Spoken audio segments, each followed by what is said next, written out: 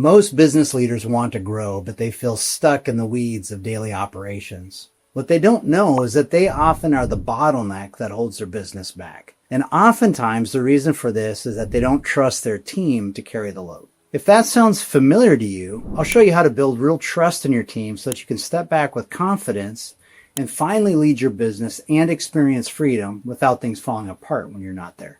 So one of the big challenges for leaders as they grow their organizations or as they want to grow their organizations is feeling like there's this, whatever you want to call it, a bottleneck or a glass ceiling or something, some wall that they can't get through.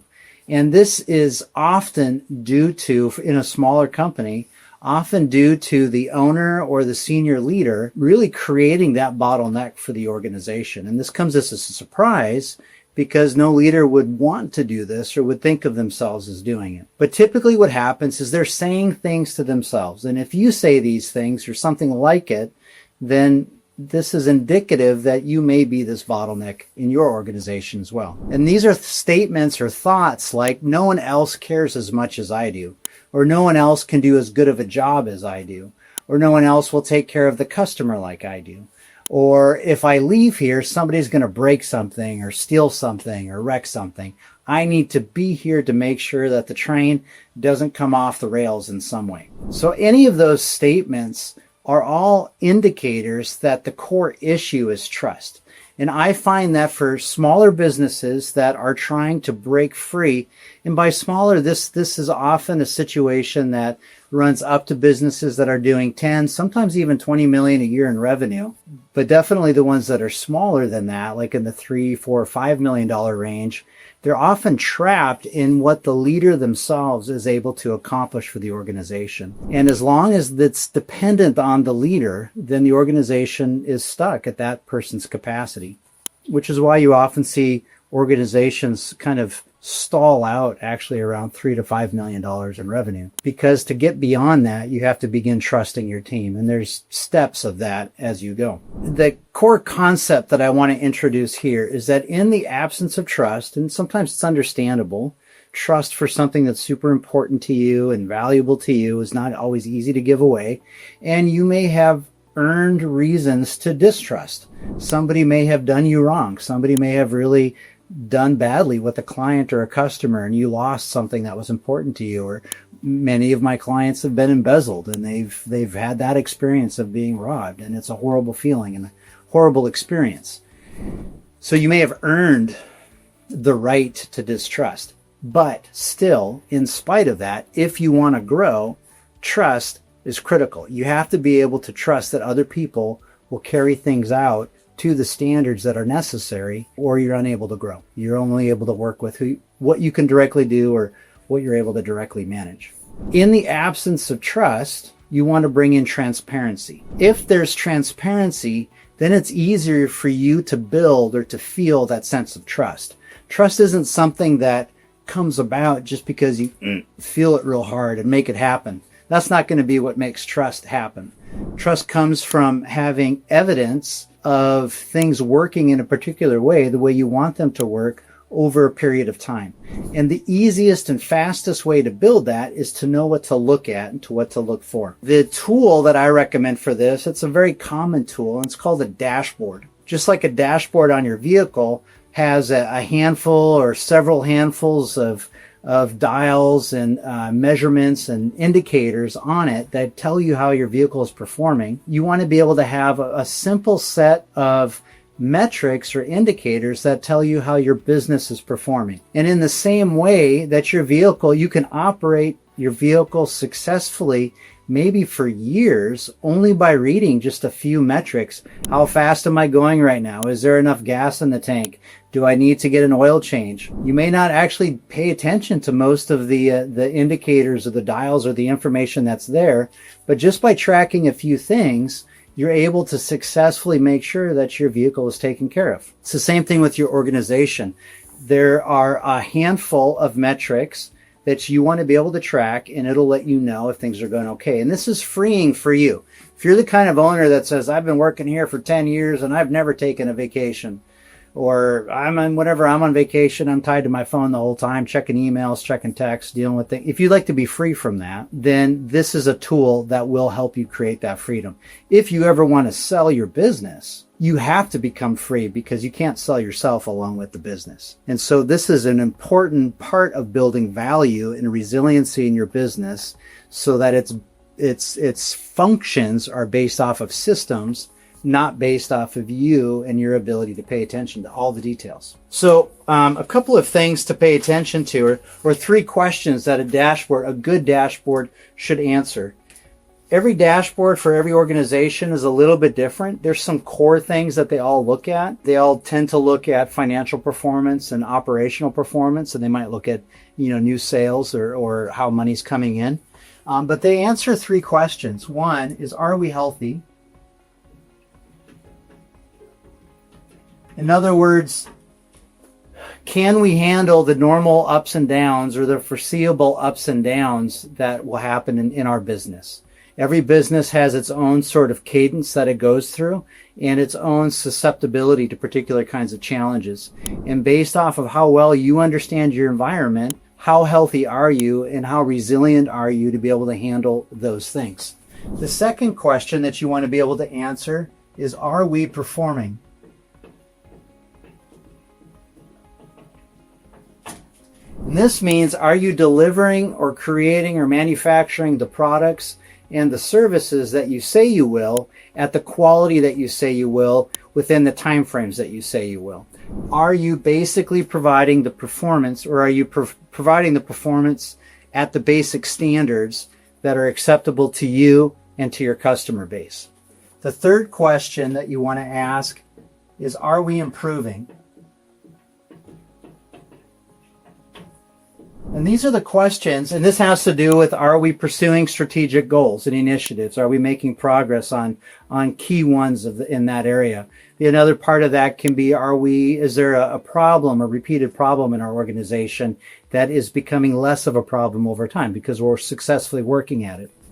I want to give you examples of metrics that you can track in these. As I said earlier, that these change a bit from one industry to the next. And they also may change just for your specific business, depending on what you want to pay attention to. But there's some pretty common ones that a lot of people want to track. And so I'll just give you a sense of ones that you could start using if you're not sure where to start. And then you can, experiment from there. My encouragement, though, is to not try to track too much. I like the idea of tracking 3 to 5 metrics in each of these. And that should be enough to evaluate whether or not your organization is moving in the direction that it should, even if you're not there to personally observe and oversee what's going on.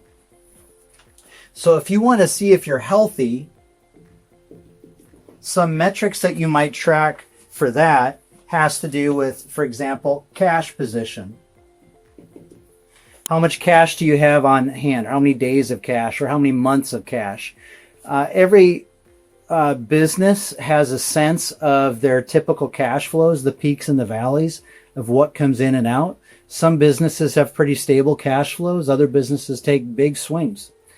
Depending on what is typical for you, you usually want to have several months of reserve, 3 months, 6 months, a year of reserve set aside, depending on the needs of your business, so that I call it sleep at night money. And I think many entrepreneurs understand what that means. You have enough money in reserve so that if for some reason cash flows are tied up, there's an issue with ARs, with your accounts receivable, there's money's not coming in the way you thought it would, there's a hiccup in the market, something's going on in the economy, that you can ride it out, that you've got the reserves so that you don't have to do anything drastic to get to the other side of that issue and for business to keep going.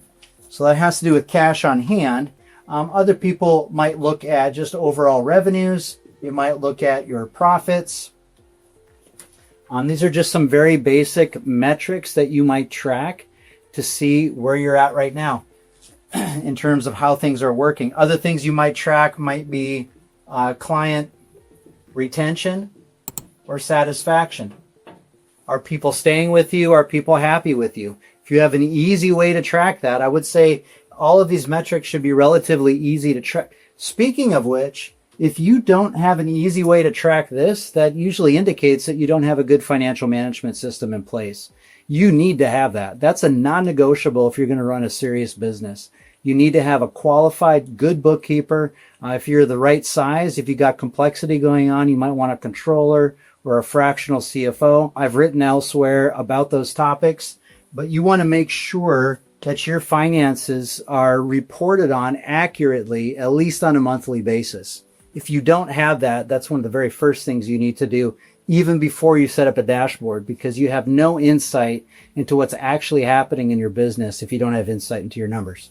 So you need to be able to track that even before you can track something like this, or before something like this even matters. People can be super happy and coming back to you all day long. If they're not paying, you're still going to go out of business. There can be other things that you track, but that gives you an idea of some of the basic numbers that you might want to track in your business. That gives you an idea how well things are going, even if I'm not there, even if I'm operating it from a distance.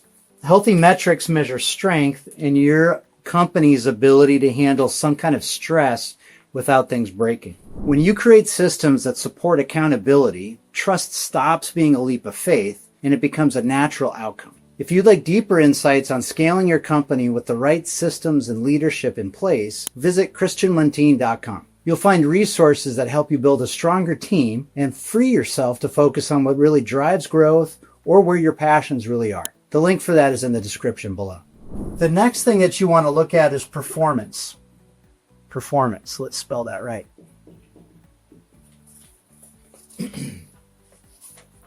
So this often has to do with like operational delivery, or operational delivery. Basically, are you keeping your promises? Are you getting people the products that they ordered on time and they're in the quality that they're expecting? Are you delivering the services that you offer people or promise people on time or to the quality that they're expecting? And it's basically tracking, are we performing, doing the stuff, doing the things that we say we're going to do? If you've got other departments, if you have sales departments, if you have, R&D departments, you have any other kind of department, you may also be tracking sales pipelines, for example. You want to be able to see how many meetings are you having with prospective clients, how many proposals are you invited to bid on, how many of those are you winning, how many of those are you fully performing, and kind of tracking that all the way through. So these are all examples of performance metrics. You don't have to get too crazy with it, but you want to be able to pick a number or two from each of the key functions in your company to be able to say, if they're hitting this number, they're probably getting a lot of the other things right as well. The last thing that you want to track has to do with improvements.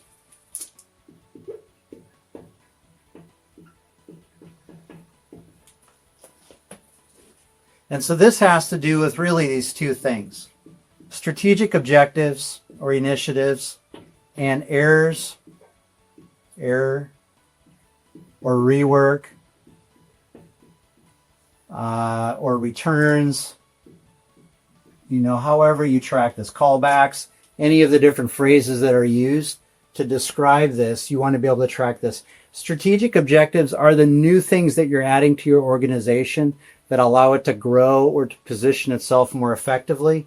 Addressing errors or rework or returns or callbacks all has to do with finding problem areas in your business that you're able to address. You develop a strategy to address, and you should see those numbers start to come down. And that tells you between the two of them that we're improving as an organization. So here's how you work with all of these together.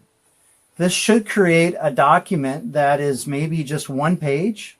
At most, that's the front and back of a page. And you can very quickly check these metrics and tell, are things on track? It's not going to answer every possible question that you have, but it does give you that basic high-level understanding that things look like they're going pretty well, or operationally things are fine, strategically things are fine. Looks like sales is a little slow right now. And so then you can go ask some questions around sales to figure out what's happening in that area. So here's how to use the dashboard strategically. First of all, and people ask this all the time, how do I know what numbers should be there? What number is a good number? And so an answer for that in general, not in every instance, but in general, is you're looking for trends, not numbers. Now, if you want to set aside 6 months of cash, then you're looking for that specific number. And the trend should be, savings up to that point and being able to maintain it over time.